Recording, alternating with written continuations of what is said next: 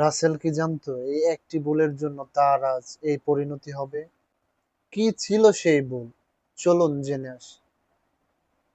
রাসেল নামে একটি ছেলে এক গ্রামে বাস করত। সে একদিন গ্রামের সবাইকে ডেকে বলল, আমাকে বাঘে ধরেছে, বাঘে ধরেছে। গ্রামের সবাই আসলো তাকে দেখতে। এসে দেখে কিছুই নেই, বাঘ ভাল্লুক কিছুই নেই সেখানে। তখন তারা বলল, এই গ্রামের লোক চলো সবাই। আবার তারা চলে গেল। আরেকদিন সে রাসেল আবারও চিৎকার শুরু করে দিল, বাঘ এসেছে, বাঘ এসেছে বলে। সেদিনও গ্রামের সবাই আসলো, এসে দেখে কিছুই নেই। তখন তারা বলল, এ রাসেল একটা ফালতু লোক। এই কথা বলে সবাই চলে গেল।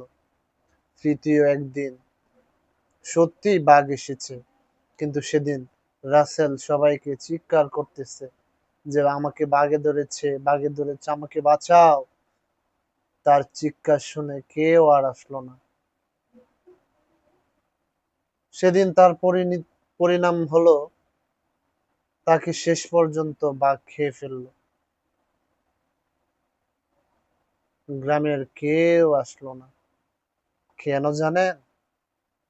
গ্রামের লোকেদের রাসেলের প্রতি বিশ্বাস হারিয়ে গিয়েছে। কারণ রাসেল একবার নয়, দুইবার গ্রামের লোকদের সাথে প্রতারণা করেছে বা ভুল তথ্য দিয়েছে।